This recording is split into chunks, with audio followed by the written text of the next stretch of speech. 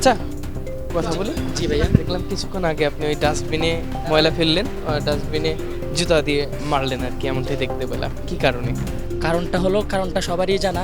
এই খুনি হাসিনা যখন 18 তারিখে, আমার তো কোনো ভাই খোটা নেই, আমার মাদ্রাসার সামনে এক ভাই রক্তাক্ত হয়ে পড়েছিল। আমি দেখি তাদেরকে সহ্য না করতে পেরে আমি আন্দোলনে নেমেছি।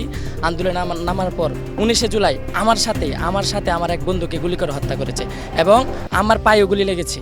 এই জন্যই তার প্রতি আমার অনেক ক্ষোভ।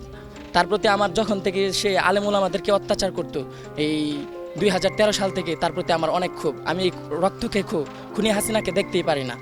তার কোনো কিছু বাংলাদেশে না থাকুক, এটা আমি চাই সবসময়। আগে থেকে দেখতে পেতেন না, নাকি এই যে ছাত্রদের হত্যা করার পর? আলেমুল আমাদের বিদ্বেষী ছিল সে, এই জন্য দেখতে পারতাম না। ছাত্রদের হত্যা করছে পর থেকে আমি তার নামও শুনতে পারি না। আমি চাই তার কোনো সংগঠন বাংলাদেশে একদম না থাকুক, ছিন্ন হয়ে যাক তার সংগঠন, আর তাকে দেশে এনে ফাঁসি দেওয়া হোক। এটা এই যে ডাস্টবিনে তার ছবি রাখা হয়েছে, এটা আপনার কি ভালো লেগেছে? আমি অত্যন্ত খুশি হয়েছি। প্রতিটা ডাস্টবিনে, বাংলাদেশের প্রতিটা জায়গায় ডাস্টবিনে তার ফটো রাখা উচিত। মানুষকে দেখানো উচিত যে যারা রক্ত খেকো তাদেরকে কীভাবে দেশে অসম্মান করা হয়। এটা অন্যদের শিক্ষণীয় আছে, তাদেরকে যেভাবে অন্যরা শিক্ষা গ্রহণ করতে পারে। যেমন ফেরাউন নমরুদ থেকে আমরা শিক্ষা গ্রহণ করেছি, আল্লাহ কোরআনের মাধ্যমে আমাদেরকে জানিয়ে দিয়েছে। আমরা এই ডাস্টবিনের মাধ্যমে অসম্মান করে যেভাবে মানুষদেরকে জানিয়ে দিতে পারি যে রক্ত খেকো যারা ছিল তাদের পরবর্তীতে কোনো কিছুই ভালো হবে না। যেমন কর্ম তেমন ফল। শেখ হাসিনাও পছন্দ করছে, আমাদের অনেক ভাইদেরকে সে অন্যায়ভাবে হত্যা করেছে। তারা সঠিক আন্দোলন নিয়ে নেমেছিল রাস্তায়, তাদেরকে অন্যায়ভাবে হত্যা করেছে। এবং আমার সামনে আমি রক্ত দেখেছি ভাই, আমি রক্ত দেখেছি, এজন্য আমি তাকে ঘৃণা করি। এবং পৃথিবীতে সর্বোচ্চ ঘৃণা যদি আমার কাউকে করতে হয় তাহলে আমি শেখ হাসিনাকে সর্বোচ্চ ঘৃণা করি। আমি কোনো দল করি না।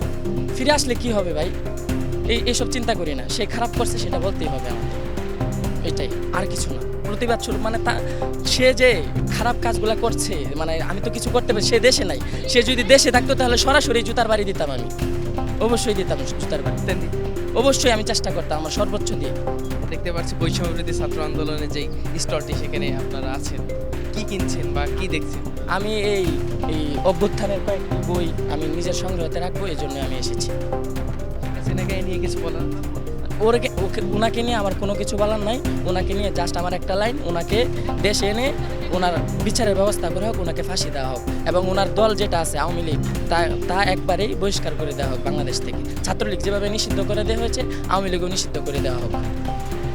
কি মনে হচ্ছে নিষিদ্ধ হবে কিনা? আমি চাই নিষিদ্ধ হোক। এটা আমার জোরালো দাবি যে এই সংগঠনটাকে নিষিদ্ধ করা। যে জালেম সরকার হবে তার বিরুদ্ধে আমরা আন্দোলন গড়েই তুলবো ইনশাআল্লাহ।